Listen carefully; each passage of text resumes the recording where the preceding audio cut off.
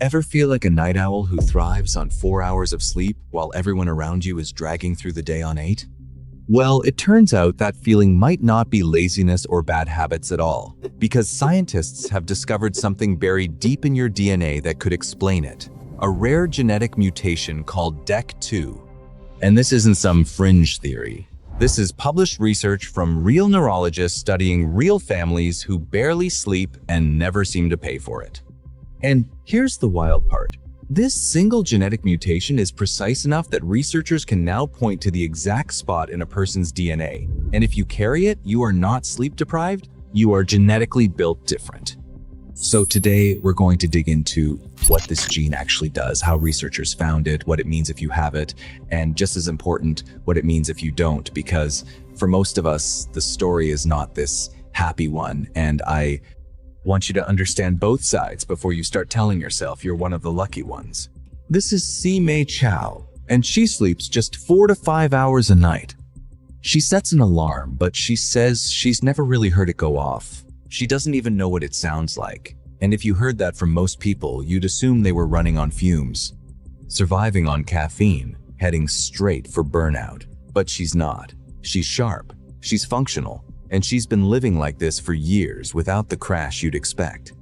So the obvious question is, what's going on here? Is this some kind of discipline she trained into herself? Or is her body just wired differently from the start? And this is exactly the mystery that caught the attention of researchers. Because most people who claim they only need a few hours of sleep are lying to themselves. They think they've adapted, but really they're just chronically impaired and calling it normal. That's what we call a habitual short sleeper. Someone who trains themselves into fewer hours but pays for it quietly in all the ways we talked about before. Decreased alertness, hormonal disruption, the slow accumulation of damage. But researchers started noticing a small group of people who didn't fit that pattern at all. People like Ce Mei, who don't just tolerate short sleep, they thrive on it. No fatigue, no fog, no decline. And when scientists went looking for why, they didn't find willpower or training. They found something written directly into the genetic code. This group is now officially called natural short sleepers, and they are rare enough that most doctors will never meet one in their entire career. And the researchers who study them didn't stumble onto this by accident. They had to go looking, person by person, family by family, running the kind of investigation that eventually led them to a gene nobody even knew existed a little over a decade ago. So before we get to what happens if you don't have this mutation, let's understand exactly how they found it. The person who cracked this open is Dr.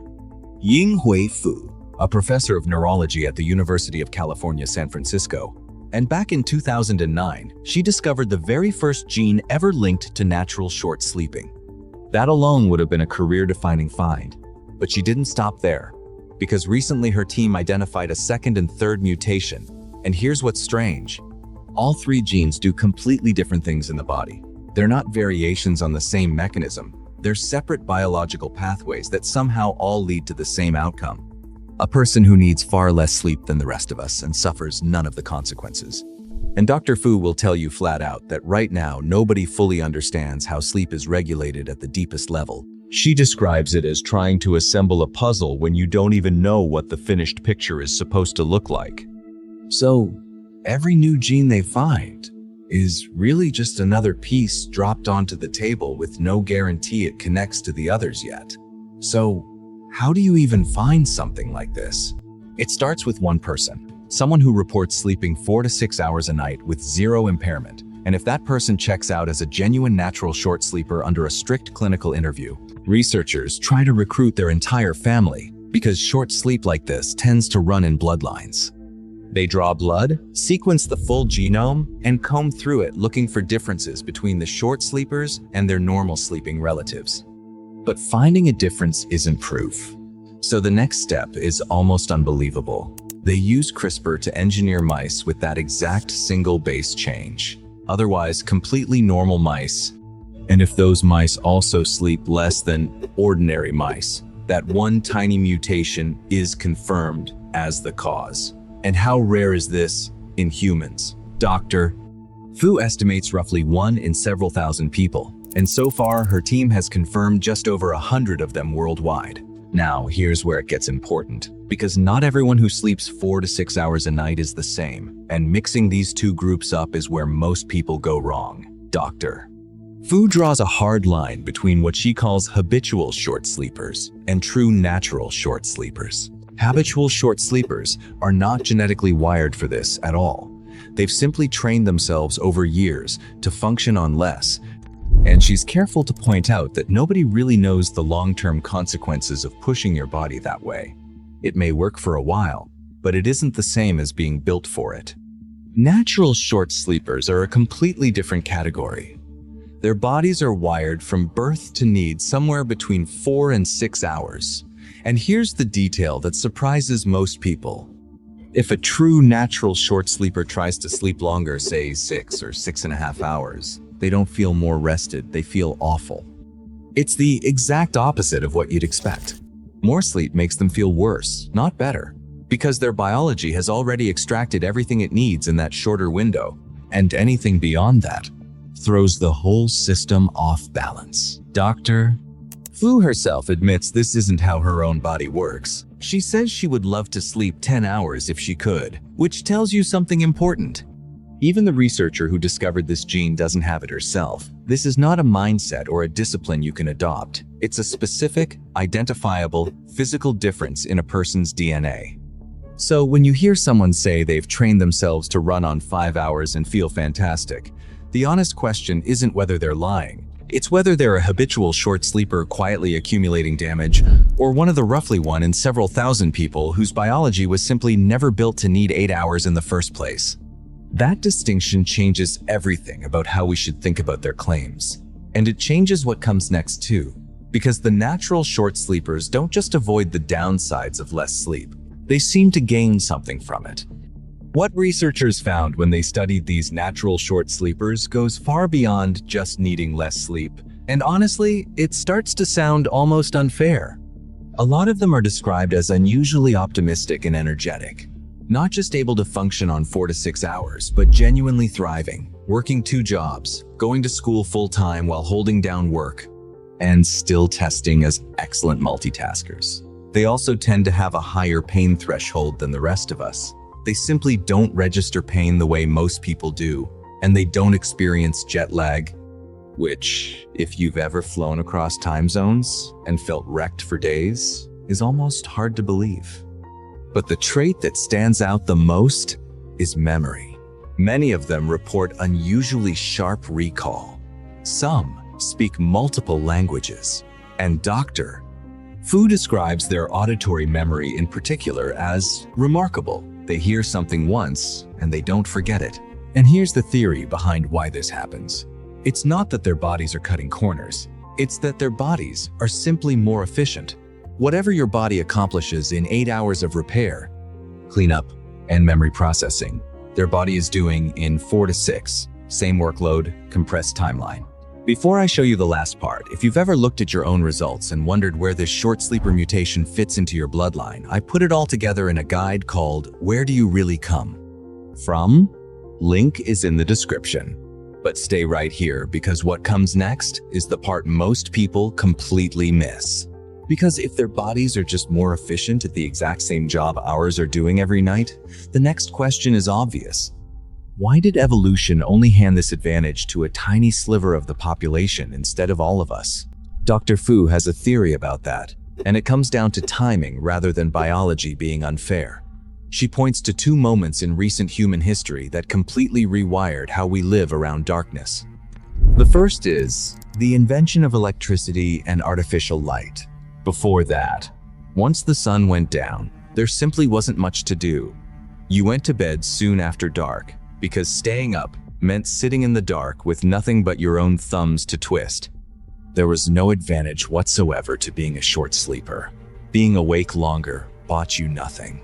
The second major shift is the digital revolution. Screens, constant stimulation, work that never really shuts off, and that changed the calculation entirely. Suddenly, there was something to do with those extra hours. Suddenly, staying alert longer actually meant something. And this is why Dr. Fu believes these mutations are almost certainly new, likely emerging sometime in just the last 100 years or so. not some ancient trait that's always been quietly present in a fraction of the population.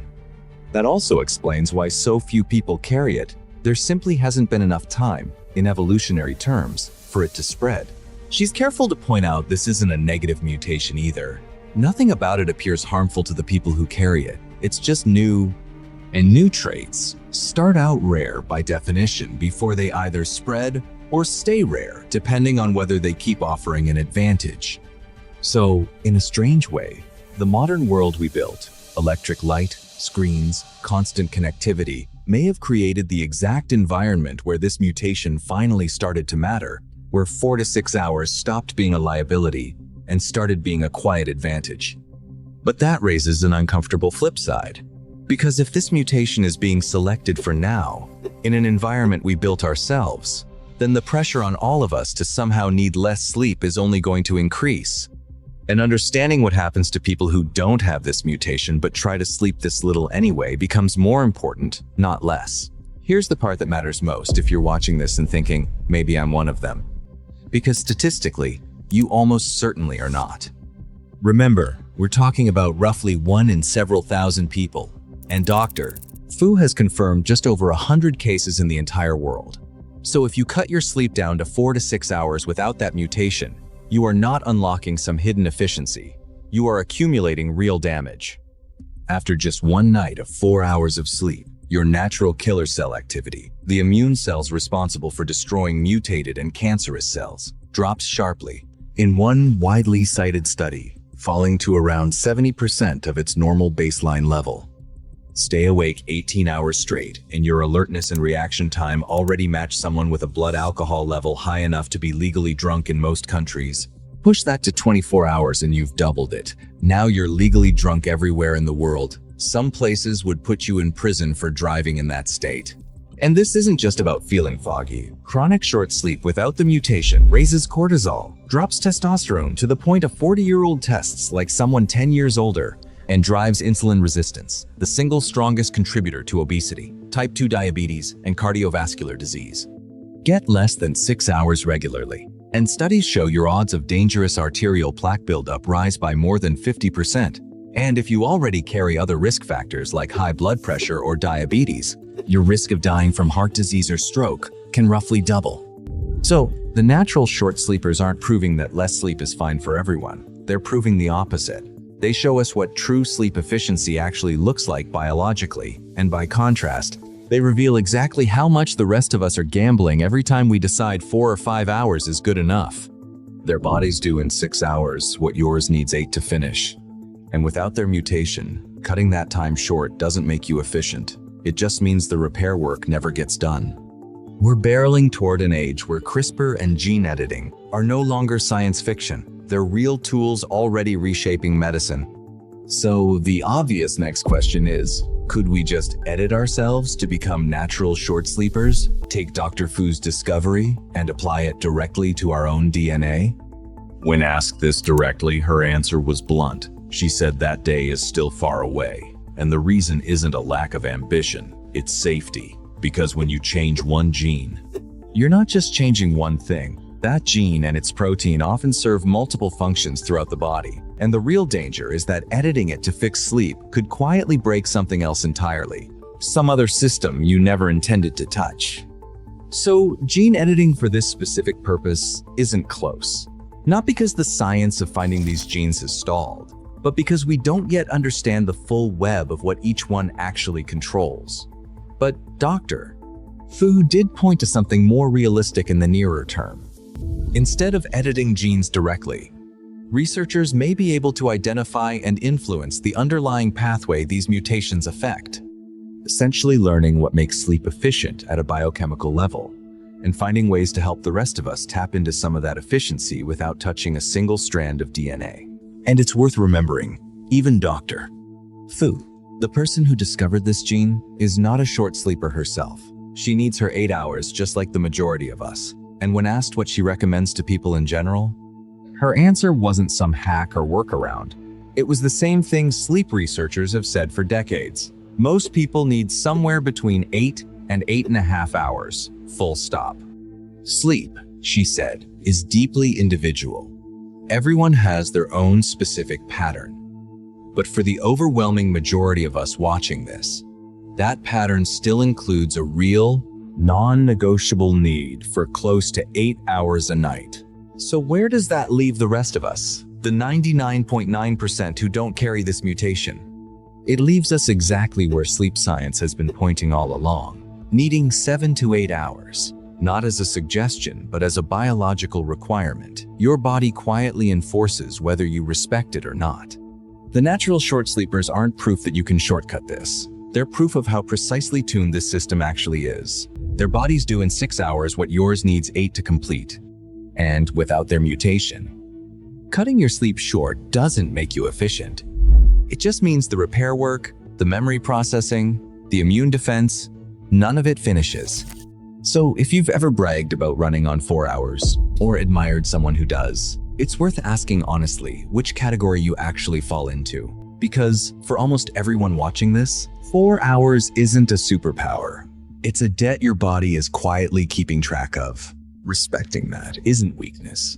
It's just working with the biology you actually have instead of the one you wish you had.